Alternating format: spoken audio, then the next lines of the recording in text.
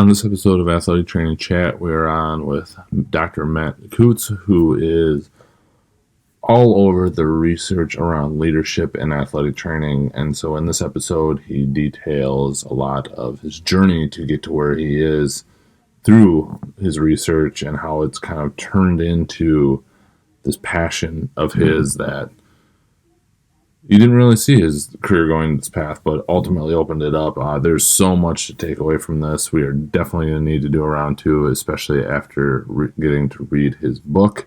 This is going to be fantastic for anybody that's looking to build on some leadership basics and get some more ideas. Very in-depth and detailed information there. Forgot to mention, happy National Athletic Trainers Month. With that, thank you everyone who's been a part of the podcast. Listen to the podcast. We have some stuff coming up, trying to get some final details on it, hoping to get it out here in the next week or two. Please stay tuned for that.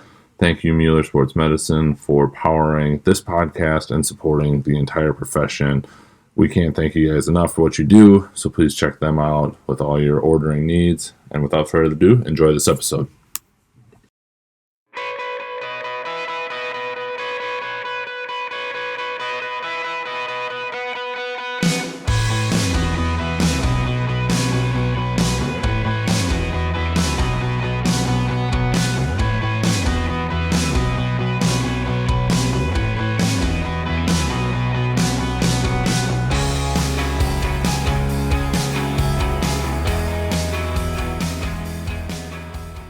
Welcome to this episode of Athletic Training Chat. We are on with Dr. Matt Kutz, who is a professor at Bowling Green University, among all the other things that he does that we will get into today. With that, just a quick background, getting into my own work in leadership and things like that. Read plenty of articles.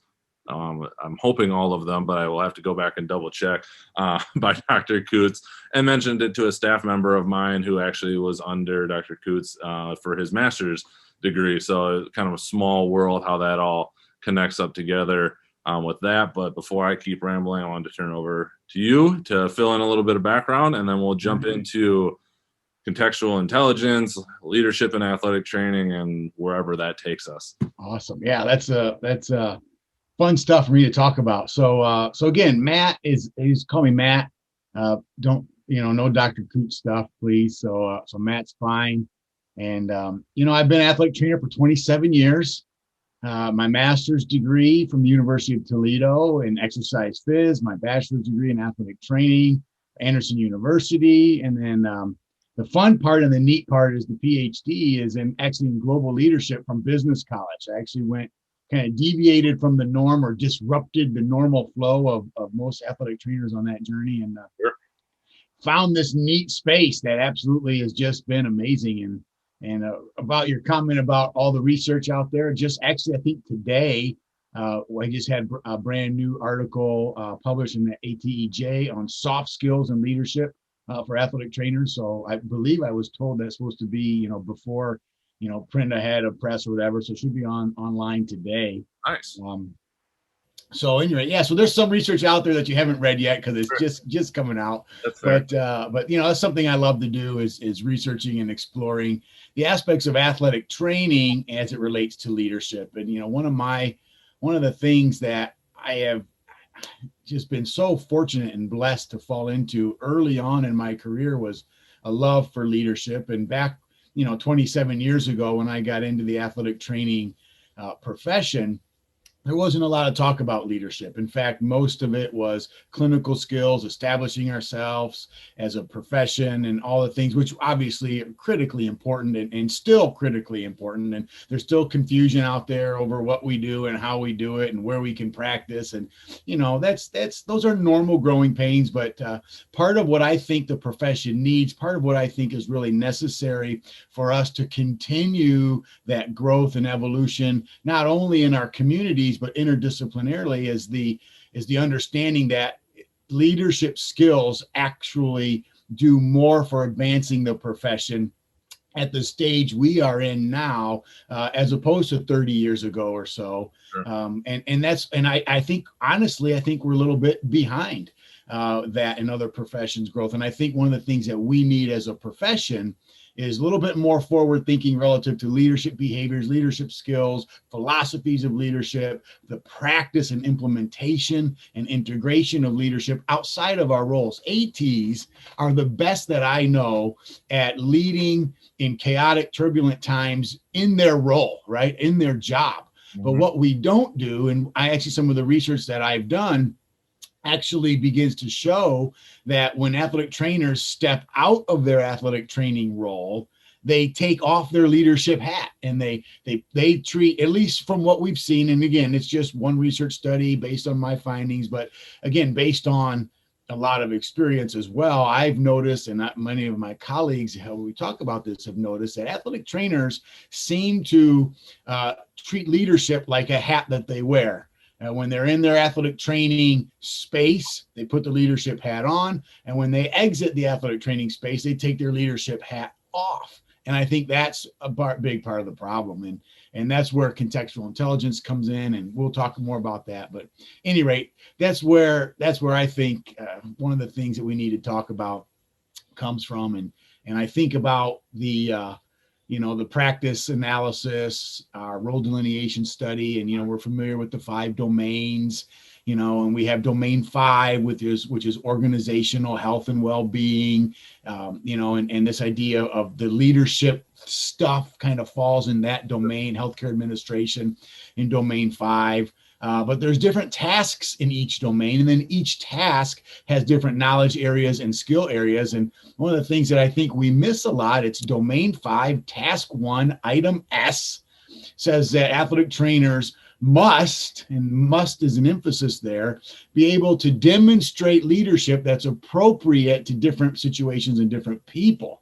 And that's kind of where the space that I fill, and that's kind of the role that I play, and is getting athletic trainers to expand their toolbox, expand their capabilities to the place where they can demonstrate leadership that's appropriate according to the different situations that they find themselves in, both in work situations and out of work situations.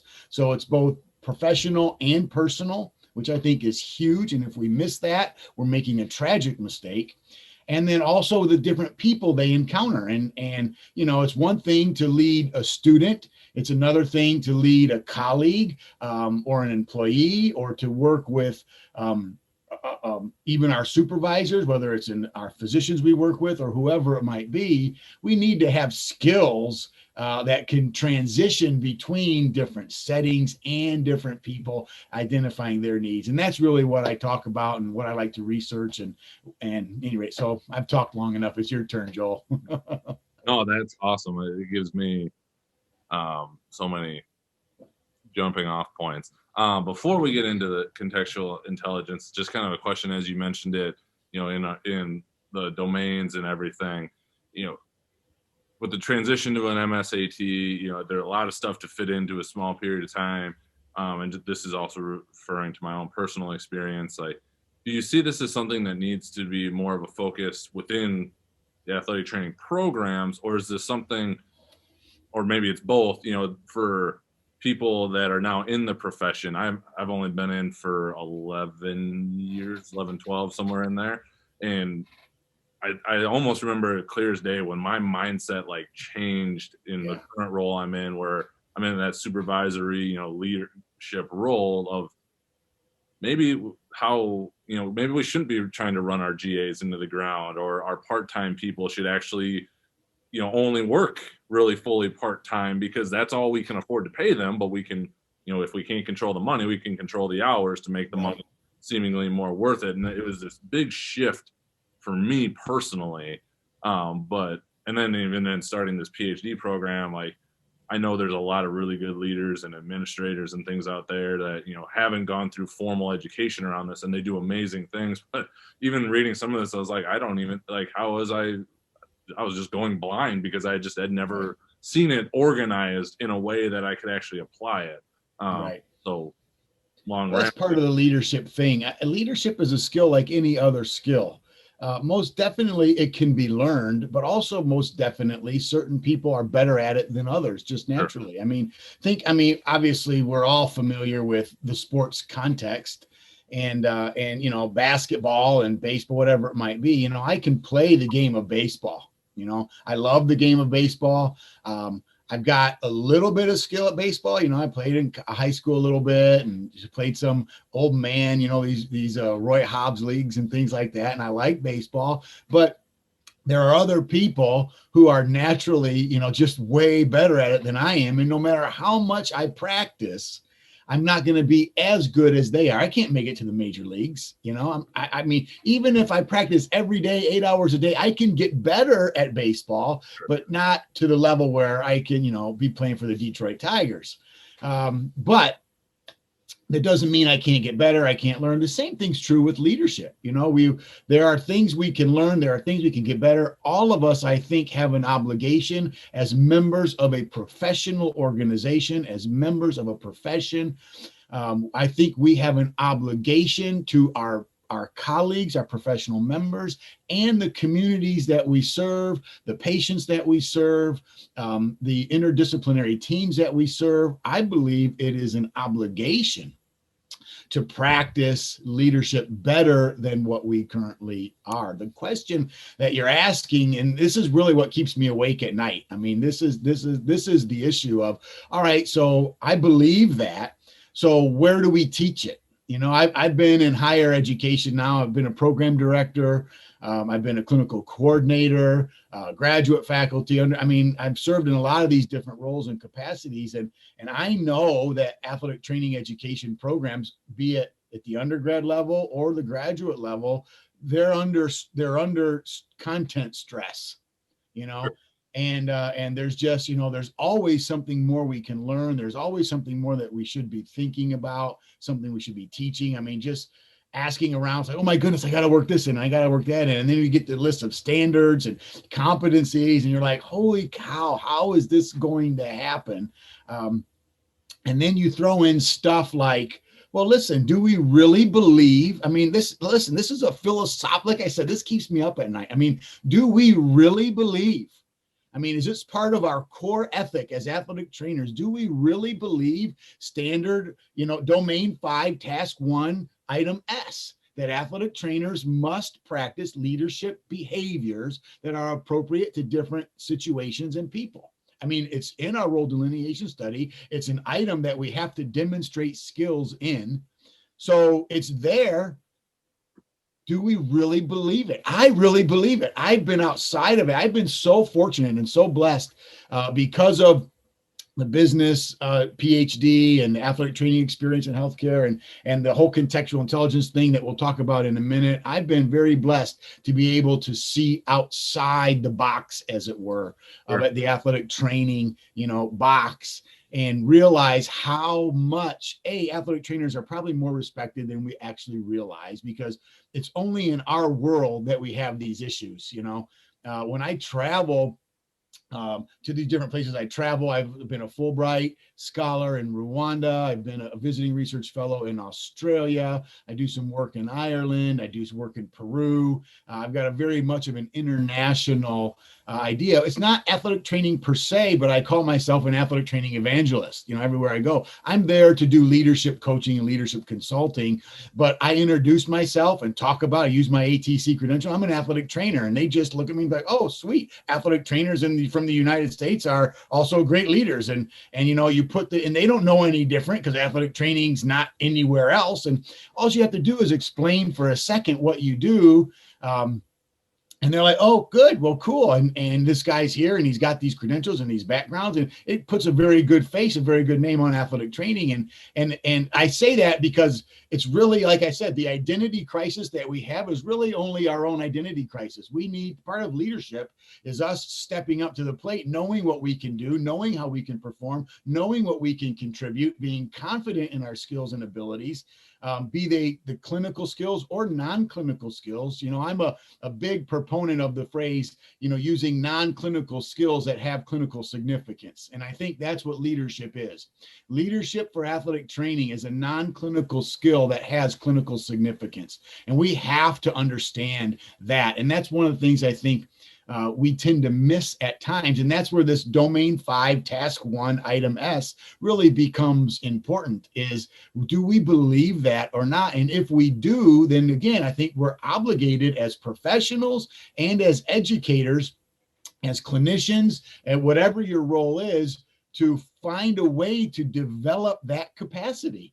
And is there room in the professional entry level education for that? Um, there has to be. I mean, there's not. So the answer is no, there's not. But there also, again, put your money where your mouth is. Do we believe it or not? So there needs to be. So the answer to your question, I think, is multifaceted. Mm-hmm. And that's, yes, we need to begin to introduce it, because here's what I also know is leadership in the rest of the world is not necessarily an entry-level skill, especially in a VUCA world. We are in a crazy, neat time. I know it's crazy, but it also affords many opportunities. And even before the pandemic hit, people were talking about, and it's a very popular term called VUCA, V-U-C-A, volatile, uncertain, complex, and ambiguous. And there is a litany of professional literature and scholarly literature on the VUCA world and navigating and living in a VUCA mindset. In fact, I write about it in my book on contextual intelligence. Lots of people have written about, like I said, when I mean litany, I mean literally tens of thousands of pieces of literature, both professional and scholarly, on this volatile, uncertain, complex, and ambiguous new norm that we're in. The neat thing about that is when you're trying to navigate a VUCA world, then things like experience, things like that are common terms, kind of shift their meaning. So we all know experience is important, but experience takes on a completely different value in a VUCA world versus a stable world. In a stable world, VUCA, the importance of experience is rooted in been there, done that, bought the t-shirt, do what I do because I've proven it successful in the past, and it becomes part of a procedure, part of a norm, very much a transactional behavior and from a management perspective. But VUCA turns that upside down. VUCA flips that all around, and now experience, albeit still important, is important for a completely different reason.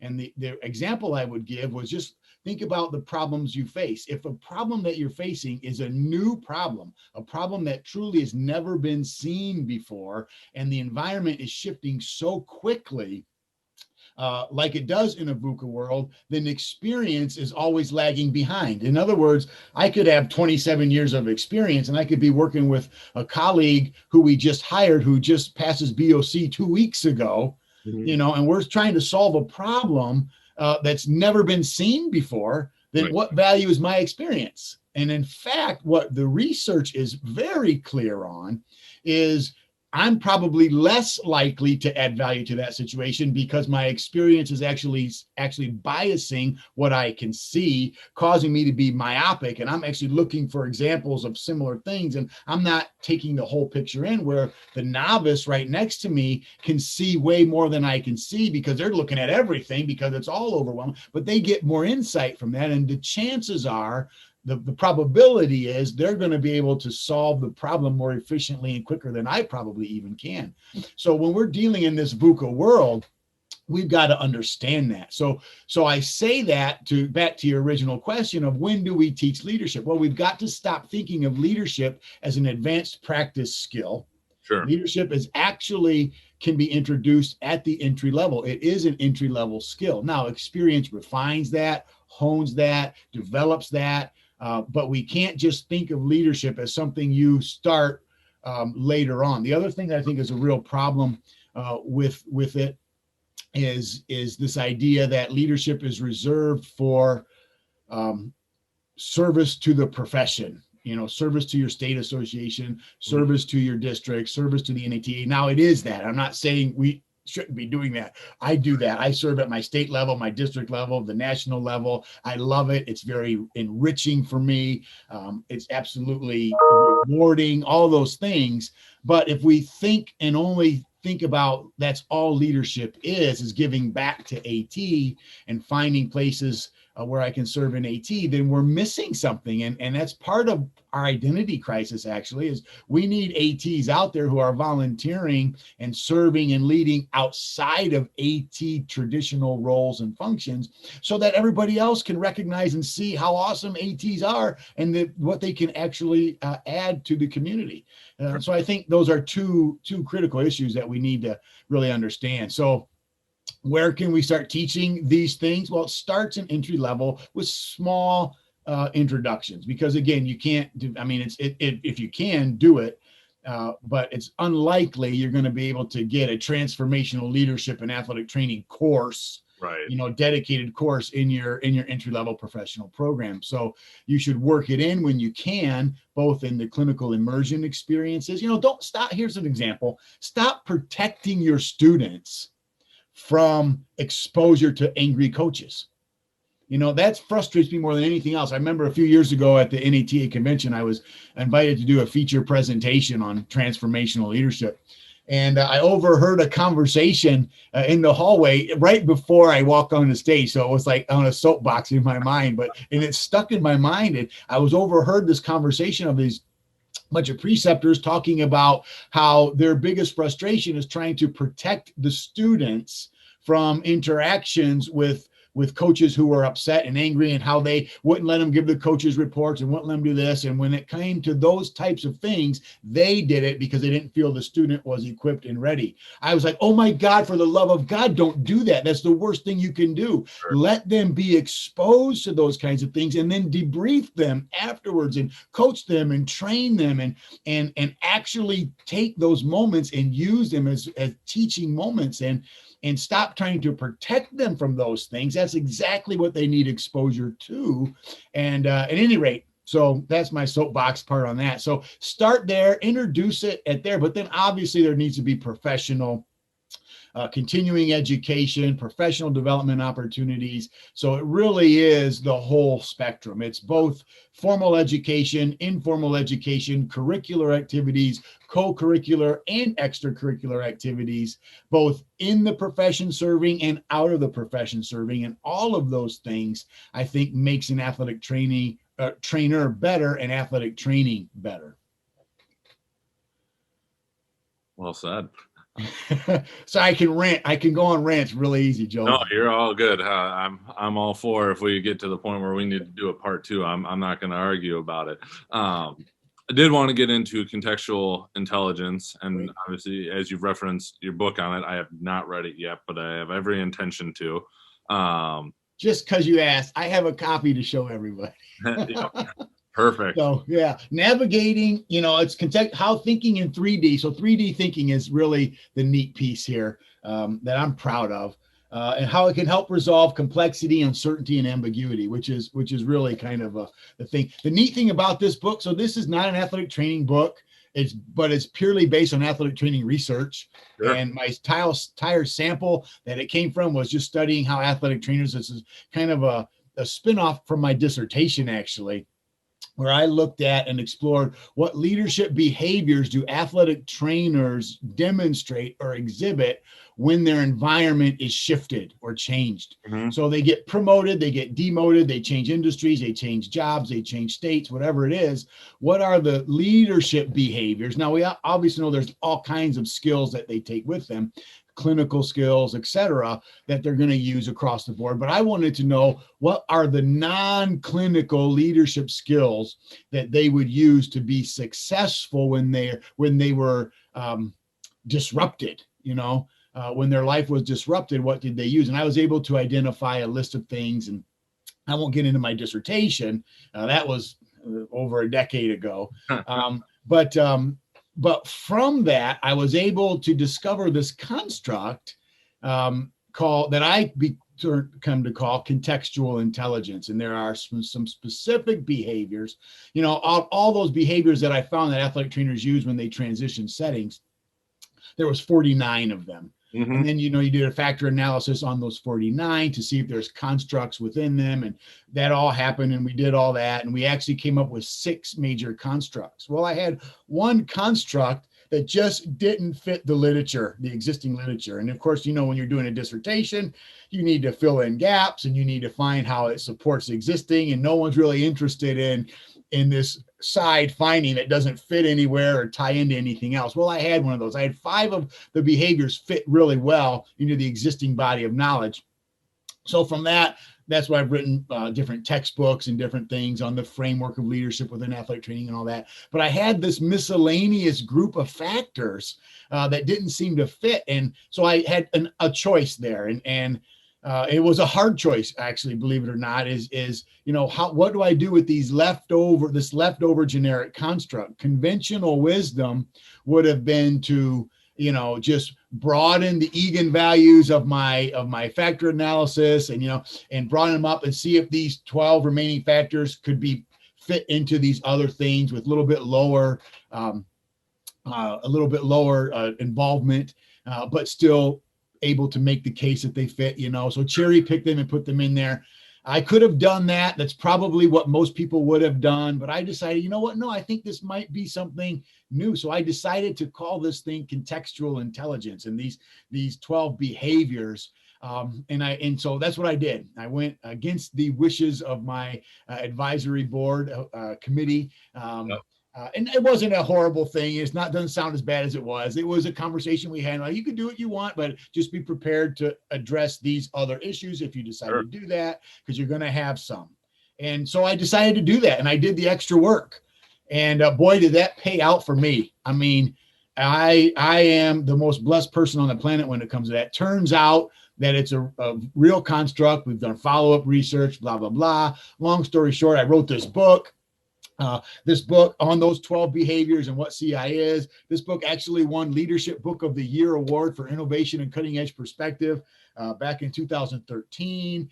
This is the second revised edition. The first edition, I self-published. I'm at Kinko's making copies. It sold thousands of copies. I mean, and I get calls from Fortune 500 companies now to do consulting on contextual intelligence. And it's just been a crazy whirlwind ride for me. But CI is ultimately about developing the skills that you need to have to navigate the disruptions of life, all coming from what athletic trainers said they did when their life was disrupted. Sure. And that's really, and I even, when I had my first big Fortune 50 company, huge multinational company, he cold called me. I mean, on the phone, was like, "Is this Dr. Kutz? We would like you to come speak to our company, the global headquarters, on this paper that I read and some other journal article that I wrote on contextual intelligence."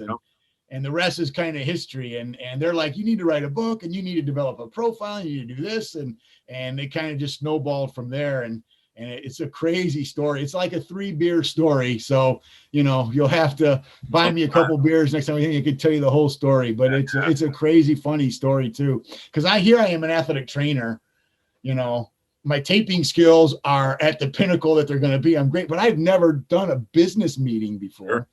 And here I am going down to this Fortune 50 company, their global headquarters. The division that hired me within the company is a $16 billion revenue division within the larger company. So this is a huge company. If I said the name, everybody would know it. And you have stuff in your house from them. I can look in your background. You've got stuff from them just in your back. I mean, so it's a huge company. They take me in, Joel, this is cloak and dagger stuff like you wouldn't believe. We're going to the executive C-suite kind of area. I'm an athletic trainer. I mean, the car I drove down in, my driver's side mirror was zip tied onto the car. My passenger side door handle was broken off. You had to put your hand through the window to open it from the inside. This is what I'm driving down in. They put me in the executive parking garage next to the Bentleys and the Rolls Royces and the Lamborghinis. I'm not kidding, and it's just crazy. Here I am literally shaking. It's a retinal eye scan security to get into the C-suite kind of thing. And so I'm standing there, and I don't know what I'm doing. I'm an athletic trainer. I didn't know this world existed. I just thought it was movie stuff, Sure. And they're asking me about how they can be a better company and a better organization on this research I did on 161 athletic trainers. you know, and this concept of contextual intelligence, which they really resonated with them and they really loved. And and I even said, this is kind of I'm trying to be honest because ethics is a big part of leadership, a big part of us as athletic trainers. So I'm being as honest and forthright with them as I can. It's like, well, this is real. Here's what I did. I'm just an athletic trainer. And the guy stops me and he's like, listen, people are people. What I read is not athletic training, whatever that is thing. This is about, I recognize here you hit a heart of people in general. So it doesn't matter to me, this kind of stuff. And this whole world just opened to me that I didn't know existed. That's awesome. So that led to a consulting contract. And I was like, oh my gosh, I can actually make more money consulting than I can on my whole annual salary. Yeah. It's that what blew my mind. It's like, there's actually people out there with money, and who are willing to pay for it for leaders and for leadership training and development. And I'm serious when I said earlier on, there's few people on the planet that are as prepared to handle the VUCA world as athletic trainers are. I mean, think about our training, our development, what we do. I mean, our whole life is the emergency action plan and prepping for an unexpected event, right? So why can't we take that skill set, that mindset that goes with that skill set, and transfer it over to add value and meaning to our community outside of how efficiently you can get the EMS there and how efficiently you can take care of this. Now that's important. And obviously that's what we're being paid to do. That's our job. But there is some stuff in that, in our culture, in our DNA as athletic trainers that transitions over into the world right now that needs the kind of thinking and the kind of skill set that athletic trainers have. And that's all I'm doing. And that's why I say I'm an evangelist for AT. I'm doing a lot of work outside of AT. And in fact, I have some good colleagues and friends who give me a hard time of, no one knows you're doing this stuff. You should be in the Hall of Fame and you should be doing this and you should be doing that. Nobody knows. Oh my, it's like, that's not my concern. Right. I'm just trying to do my job and add value to the community I'm in, the opportunities that I have, and what's being presented to me. And that's really what I'm about. It's not about that other stuff.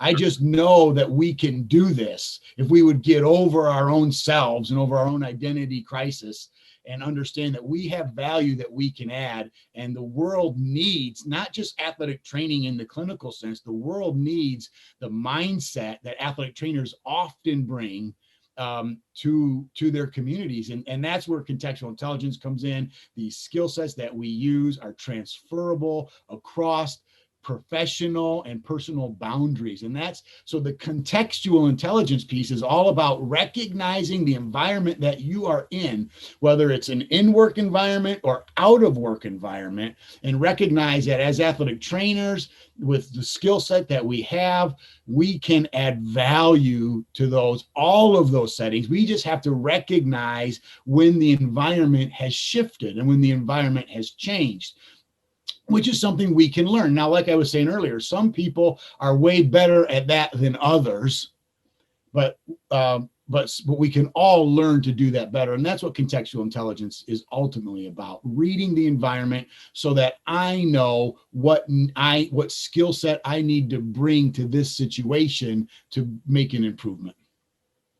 I think that's the thing that was the most interesting thing for me, just in reading that article on it, and then just thinking about the concept. I accidentally kept referring to it before I sent this to you, as contextual leadership, which right. I think it fits just right along with it, and especially along with what you were saying about transformational leadership and how that all applies. And yeah, I'm probably going to go and buy the book right as soon as we get off this call, just so I can get it to the house. I love this podcast stuff because, when I do these talks for the NATA in my state and district, you have to do this non-compete, non-conflict of interest disclaimer slide. So I'm always very hesitant about talking about my research and my writing, because that's, this isn't an academic book. It's a professional book. So it's proprietary. I want to sell as many of these as I can because it helps pay the mortgage kind of thing. Yep. So if that's a conflict of interest or not, I don't know. But I will say this, is being on a podcast like this, I'm going to market the heck out of it. Like we said, the whole point of this show is to right. Well, I appreciate that. So I guess I had this on there as kind of like one of the big questions, and it probably answers a couple of the other ones. And you've touched on it a little bit in terms of, you know, teaching it in the in school, and then this kind of long term, you know, not just a weekend course, and all of a sudden you've got it, you're a leader, and Right. you got, Right. you know, it's everything. So you've referenced a couple times within the profession and our identity crisis, and, you know, what is leadership within it. I've had some interesting discussions with people on social media and whatnot around, you know, we sometimes it seems like we can't get out of our own way as a profession. You know, we're advocating for one thing, yet we post these jobs and different things that Right. it doesn't, you know, we're arguing about the PTs and, you know, what they're Right. doing to us, yet here we are, you know, trying to hire somebody for $8.50 an hour, basically. That's not a internship in It's quotes. embarrassing. It's embarrassing, actually. But Yeah. go ahead. No, and just that's kind of where, you know, I've kind of come back, and it's like, well, that we're our own worst enemy in Yeah. a lot of regards when we come to that. And different, I don't pretend to know everybody's the situation at different institutions, but you can see it for some of the larger ones where if it's truly an internship to make somebody better for a year to get them on to the next thing, Exactly. okay, let's have a conversation. But knowing from my experience, which I wouldn't trade for the world in Right. hindsight, but man, I'd have a hard time doing that to somebody now, knowing the amount of hours I were put in for the amount of money I was Yep. being paid. Where do you see, you know, as a profession, how do we develop more leaders or potentially try and make that better? And I know that's a huge question, but It is. It for is. you, you know, that it's dove, you know, so far into this, if you had some things, you know, at least Yeah. hopefully for some people to just think about, you know, and internally reflect, like, am I doing Right. it right? Well, here's kind of what I would say to that is we have to understand that no leadership journey is the same. And that's, I think, part of the problem that we're having is we are trying to create a leadership track. You know, we're trying to create a leadership milestones along the way. And that's why we get caught up with so much what we get caught. Well, if you're going to be a leader, then you need to volunteer here. If you're going to be a leader, then you need to do this. And those are milestones, and those are important. But we have to understand that everyone's track, everyone's journey is different. So creating a pipeline of leadership development is kind of counterproductive as well, because then we're trying to force everyone into a certain leadership mold. I'm a perfect example of that. I consider myself a leader, but I again, very little of what I consider myself a leader in athletic training, by the way, but very little of my activity percentage wise. Yeah, I serve on the international committee. Yeah, I'm a senior associate editor for the Athletic Training Education Journal. So I do have some leadership roles and things like that. But the percentage wise of time spent versus what it's very small. I'm doing way, way more outside of athletic training to promote and advance athletic training than I am inside. And that's just counterintuitive. You know, it's not. So my pipeline has been completely different. My journey, I also involves a lot of ministry in my background. I grew up in a pastor's house. My dad was a pastor. So I have my background is a lot of church leadership, church development. A lot of what I've learned and understood is leading and managing congregations. You know, and that's a big part of my history and my identity, my ontological development. I love to use the word, ontology and the essence of being. This is leadership is very much an ontological thing. We have to understand that everyone's leadership identity is different. And we recognize it when we say things like, well, there's so many definitions of leadership, right? I mean, there's enough definitions of leadership out there for every person that talks about leadership. I mean, there's no agreement on that definition. Here's the irony. And we talk about that and we openly embrace the fact that, well, leadership is such a diverse thing. It's so widely defined. But yet we're going to create a pipeline that gets everybody to be a leader. And like, well, wait a second. The second you do that, then you're forcing everyone into a certain single definition of a thing that you just said can't be defined or isn't agreed upon. Right.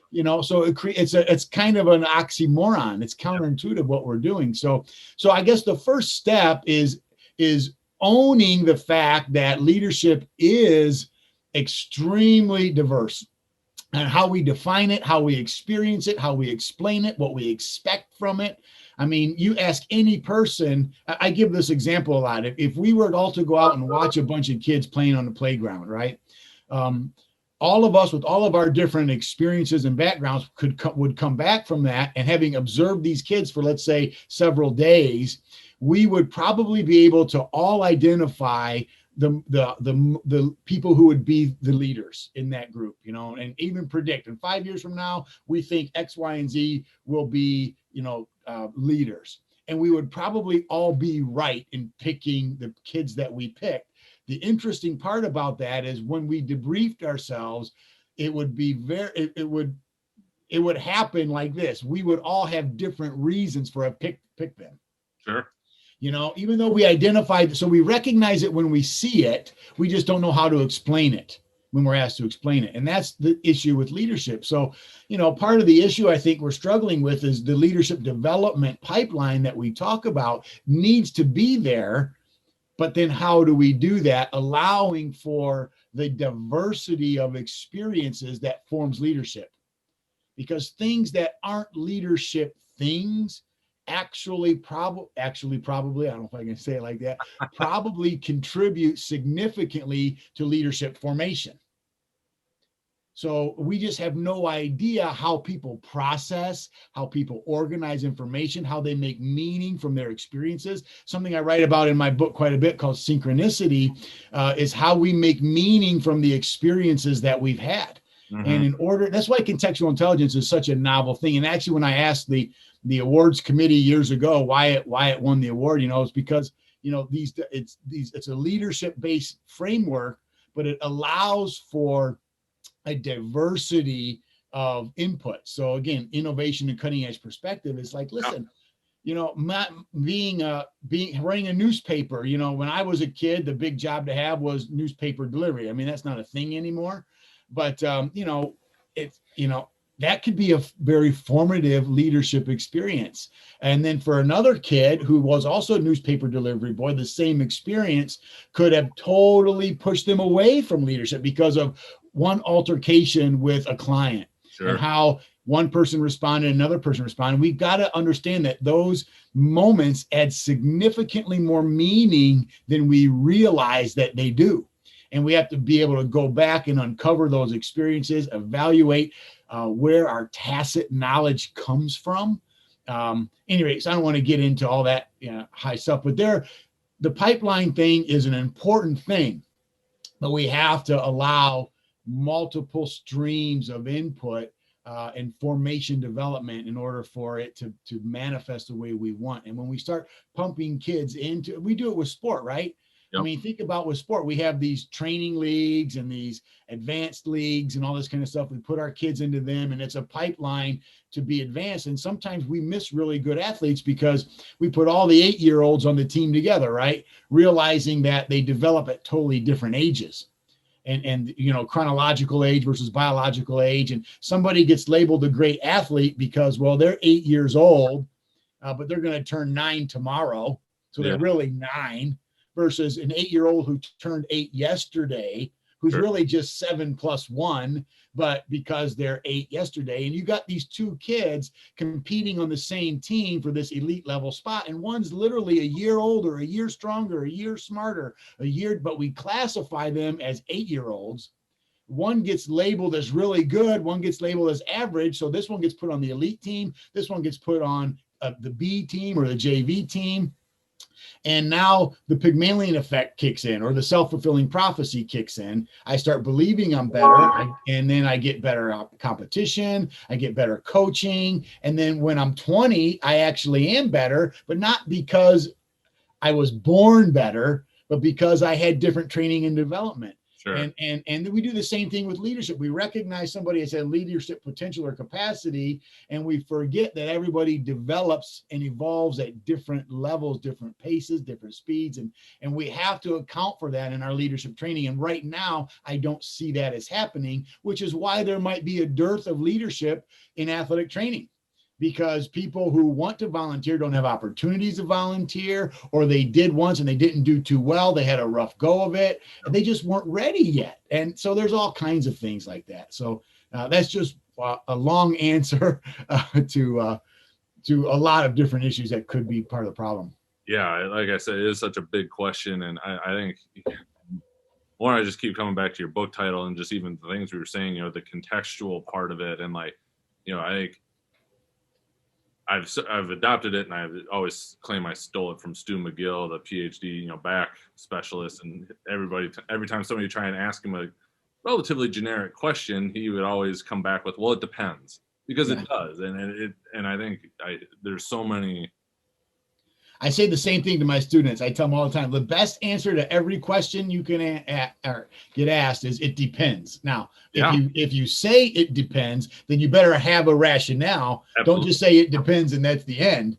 But it's really true. And that's the contextual nature absolutely. of leadership, of navigating complex environments is the answer. I mean, think about what complexity is. I use this metaphor a lot of Play-Doh.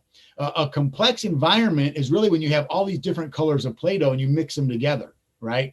And then all of a sudden you've got this new color or whatever, and you want to take the red Play-Doh back out. Well, it's mixed in there. It's all still there, but I can't get the red Play-Doh back out. That's so the answer, so when you say what color is that? Well, the answer is it depends. There's a lot going in there. So I've got to be able to address all the different variables or facets to that question. So the challenge isn't really knowing the right answer. That's the other thing, by the way, you bring up a good point of a VUCA world. I talked about experience a little while ago about how VUCA totally disrupts the concept of experience. Mm-hmm. Same thing here. It disrupts the concept of knowledge. It disrupts the concept of what we think we know about certain things. And if we've got to be able to answer the question, well, it depends. And here's what it depends on, because I have to identify all the different variables that have gone into this particular situation, and realizing that every time I shift environments, shift personnels, talk to a different person, I'm holding a different ball of Play-Doh with a totally different mixture of colors. And I've got to be able to transition between all this and recognize and identify the colors that are in this one, so that I know how to behave, and I call it the RKA process: recognize, know, and adjust. You have to recognize your environment has just shifted. After you recognize it's shifted, then you've got the most important variable in every new environment is identifying what's now deemed as important. See, we look at a shift in environment and we don't know what to do with a new environment because we're not looking for the right thing. So, for example, most of the time an environment shifts, right? Context changes. You're in the athletic training room interacting with your colleagues, and now you're on the sidelines interacting with your colleagues. They're still your colleagues, right? You're still buddies and chums and all that kind of stuff, but the environment is different. Therefore, my behavior must be different. What I can say to my colleagues in the athletic training room and how we can goof around and interact are completely different than on the sidelines during an event, right? Even though the relationship's the same, the context has changed. And I have to recognize that in this different context, what's important here is different than what's important there. See, most of us, the easy part is recognizing that the environment has just shifted or changed in some way. All of us can do that. The challenge is once we've identified the shift in the environment, then we start looking, we act as if it didn't shift. We just think, oh, it's good enough to know, okay, I'm in a different situation. Well, what you need to be asking yourself is when the environment shifts or after you recognize that it shifts, the first thing you need to ask is, what is the new metric of success? What is now important that wasn't important before, or how did the priorities of what's important shift? So the first question I always ask, and I encourage the people who I mentor and coach to ask, is when you recognize your environment has shifted, what's now the most important thing in that environment that you are being assessed against? And professionalism is always important, but it's lower on the priority list that when you're in the athletic training room, chumming around between practice, after practice. When you're on the sidelines, the priority of professionalism increases. It's now more important than it was. It's not that it's not important. Right. It's just it's shifted. And if we fail to recognize that shift, we're going to fail. We're not going to be successful. Another example outside of athletic training is communication. Communication is always important, right? But the value shifts and how it's measured shifts. So when I'm at work and I'm communicating with my students, with my colleagues, the communication is transacted and there's a certain expectation of it there, right? I use the analogy of I transact communication currency in dollars, US dollars at work. And then I come home and I'm interacting with my wife and my family. Guess what? My wife doesn't take dollars, communication dollars. She wants euros, and she wants something else. And if I don't have euros to give her, and I try to use the same currency that I use at work with her at home, it's not going to work, because I found out a long time ago she doesn't like to be talked to like she's one of my students. Sure.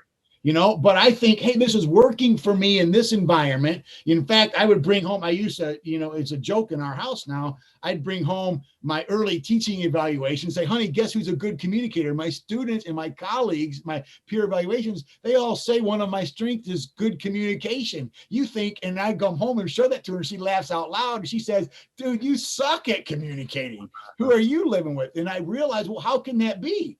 Well, it was a currency issue. It was an RKA. It was a contextual bias I was having. I was thinking, well, this is working for me in this space. Yep. So because it works for me in this space, I want to apply it across the board. You can't do that. I've got to recognize when I come home, the environment is shifted. The context is switched. And it's not enough just to know that. You've got to now know, well, what's important. So, well, communication is important. That's one of those things that's always important, but it's being measured differently here than it was there. And we've got to learn that. That's why I think it's so strange that athletic trainers tend to demonstrate their leadership behaviors with a much higher frequency inside the context of the profession and their job. And then outside of it, they don't. And that's a big problem. And we've got to learn to do that. So that RKA process, recognize its shift, then know what the new metric of success is, and then the A is adjust. And then once you recognize this new metric realize what this new metric of success is, now you've got to adjust your behavior accordingly to be able to provide whatever it is you're being assessed against. So in other words, carrying multiple currencies. I now have learned I've got to carry dollars and euros, at least those two. Sure. And what I am finding out is when I'm talking to other people in other contexts, they don't want dollars or euros. They want francs and pounds and yen and pesos. And I've got to carry all those currencies because every context I'm in requires a different currency. That's what leaders do better than people who aren't leaders. Yeah, I think that's the perfect way to sum that up. I think in round two, especially after I purchase your book and read it so I can ask more pointed questions, would be in order. But just to be respectful of your time, unless there's something that you really want to cover right this second, we can move into the athletic training chat questions. Where do you see athletic training going in the next 5 to 10 years? Athletic training I think we've done really well over our history. So I'm old enough and been in athletic training long enough to see several different evolutions of athletic training, education reform, clinical practice acts, all these kinds of things. And one of the things that I think it needs to, obviously we're talking about specializations. We've got DATs out there. I mean, when I got into the athletic training gig, I remember talking about doctorates in athletic training as a fantasy pipeline. And I won't mention any names, but esteemed colleagues of ours in the profession told me to my face, I actually have it kind of cited in my dissertation as a personal communication, that doctorates in athletic training should never happen, and they'll happen over my dead bodies. And these are Hall of Famers. Now granted, this was over 2 decades ago, and things have changed. But ideas and perceptions have changed. Peter Drucker talks about the 7 drivers of innovation, one of which are changes in perception, changes in meaning, things like that. And this certainly has happened. Athletic training has evolved and perceptions has changed. So now we actually have doctorates in athletic training and all that. And I actually think one of the best spaces to introduce the stuff we're talking about are in these doctoral of athletic training types of programs.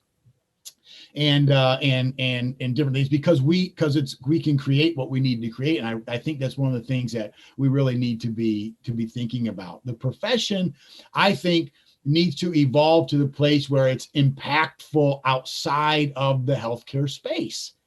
Now, I'm not saying we step out, and I know that could be all right. That could bring a glut of emails and texts and tweets and stuff. So don't misunderstand me. I'm not saying we practice outside of our scope of practice. I'm not implying scope of practice, clinical things at all here. I mean, from the non-clinical side of things, athletic training needs to be able to put our leadership skills, our problem solving skills, these non-clinical skills to work to use outside of the traditional healthcare space, I think, and talk about that in these other environments. I think when we do that, the specializations will have more value. The advanced education will have more value. Athletic trainers will have more value outside in the community, in our local communities. And that's where I think, the high schools know how valuable we are. Many hospitals and clinics and the athletes know how valuable we are, but the rest of the world needs to know that. I mean, nurses and physicians don't encounter this.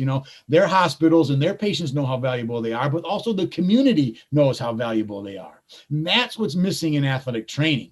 And I think that's important for us to understand. And that's where I would hope to see the evolution goes. And that's where my effort is being spent. My time is being spent in helping that evolution towards a better athletic training future.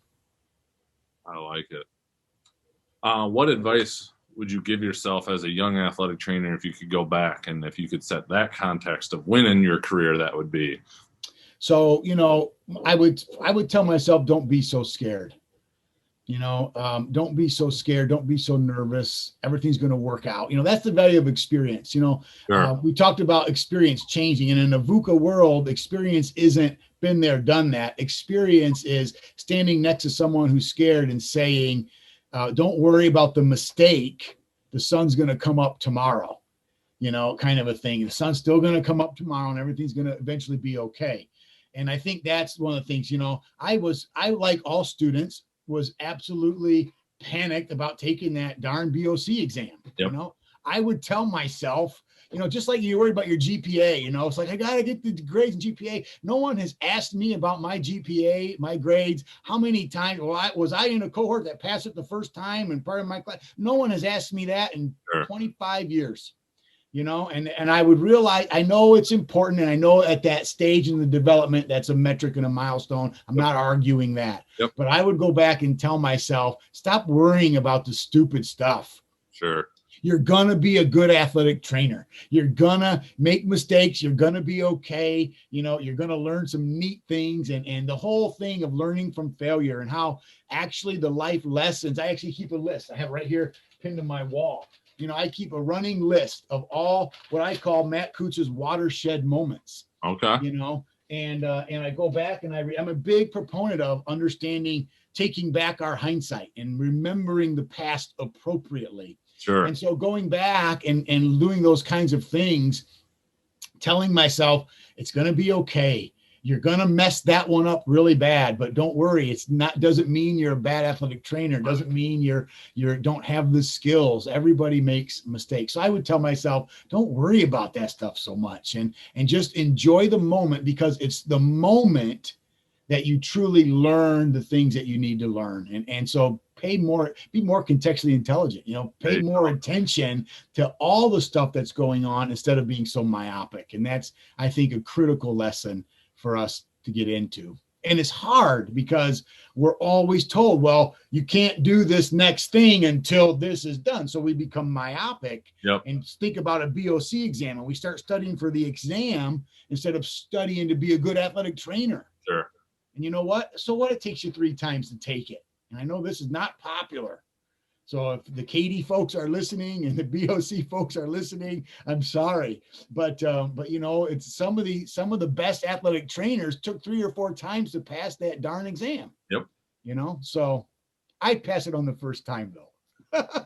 Same here, but I was very nervous about it. I was panicked about it. but it caused me and I guess my point is my overemphasis, my overfocus on that, I missed some important neat stuff, Absolutely. Yep. you know. Absolutely. What has been one of the most influential resources you have found in your career? People. Without a doubt, without a question, it's the athletic trainers who have gone before me. And Yep. I that's not a cliche answer for me. I mean that with all of my heart. And I'm actually I feel myself getting a little weepy here. So, I'm very serious when I say the people, the athletic trainers that have gone before me, the mentors, and not just my personal mentors. I am one who believes firmly in owning the valuable experiences of other people. So I talk to colleagues who I might have not had a mentor, but I have a friend who had a great mentor. I ask them, what did they teach you? And I take those and I own those as my own. Yeah, I didn't know so-and-so the way you knew them, but you did, and I can glean from that vicariously. And it's actually, science has a word for that. It's called analogical inference or analogical reasoning. And that's really vicarious mentoring. So I mean that the people in my life, the value, the conversations. And here's what's neat about that is on a more personal level, on the ones that you do have connections with, personal connections with, I have learned more about athletic training from non-athletic training conversations Sure. with these mentors than actual formal learning moments. Yeah. And I think that's critical. And that's what I really think has added the value to my life, is the ability and the willingness to go back to those moments and rehearse those correctly with the input from other vantage points, because I suffer, like everybody else, from a huge degree of hindsight bias. So in order to really draw the correct information from that past encounter, which is what I talk about in my book on hindsight and the 3D thinking. The 3D thinking is hindsight, insight, and foresight, understanding the past, present, and future. But when you go back to that, I think you need to have input from other people to help you filter through the hindsight bias. And that's what I've learned to do, and recognize that it was the non-athletic training conversations that added the most value to my athletic training career from the people who have gone before me. And I honor that legacy as much as I can. Absolutely. No, I totally agree with you. And I've picked up things from random coaches that, I've just been Right. coaching longer than I've been alive and Yep. seen some stuff. And it's okay to learn from them. Absolutely. Even if they don't have a medical degree. But if you could change or eliminate one thing, a modality, a common practice, a mindset, whatever you choose it to be in the profession of athletic training, what would it be? So one of the things that frustrates me about where we've come is like I said before, and I kind of alluded to this already, is forcing the leadership pipeline mold into this thing. I think we have a mindset of leadership that is incredibly narrow. And if I could go back and change anything about athletic training, it would be to broaden the lens or the scope of how we define and describe leadership. Perfect and simply complex, I feel like. Yeah, that could we unpack that for a while. Yeah, I would be all for that at some point. Last one is, what does being an athletic trainer mean to you? And I know we've covered it kind of holistically in this conversation, but if you could really drill it down, again, big question, not an easy answer. For me, and it's being an athletic trainer means adding value to people's lives. I mean, that's where my space is on that. My headspace is on that. And I like that way to phrase it, because it includes and doesn't have to include my clinical skills. Mm-hmm. As an athletic trainer, I've learned things, again, about handling chaos, right? I believe chaos is the package that your potential arrives in. And athletic training trains us to handle chaos as an opportunity to do something better. And so that, I believe, if I can spread that message, I can add value to people's lives. And for me, being an athletic trainer is about adding value to people's lives, whether that means helping them diagnose where their knee pain is coming from. And I can do that too. And I can do that well. I can evaluate a knee and a shoulder and whatever, and I can add value to them. Here's what you need to do that. You got a loss of range of motion. I've got some things that you can do that will add value to the quality of your life. Disablement models and all that, and where we have a functional impairment, a limitation, whether it's social, all these things. That's all. I can add value in that kind of framework, but then also outside. So ultimately, being an athletic trainer is about adding value to people's lives, clinically and non-clinically. Perfect. If people wanted to reach out and get in touch with you, what would be the best ways to go ahead and do that? So I'm not on Facebook, believe it or not. So I don't do Facebook at all. So I'm not there, but I do tweet. So at Dr. Dr. Matt Kutz, MATTKUTZ. So I'm on Twitter, and then I have a website, and probably MatthewKutz.com would be the best place to reach out to me there. And I'd love to connect with you. Perfect. Well, thank you so much for taking the time to do this. Like I said, if you're up for it, I would be all for a round 2 to just continue to dive in, maybe to a couple more specific constructs out of your book and everything. But really, really appreciate it. Love it. This is fun for me. I love it. All right.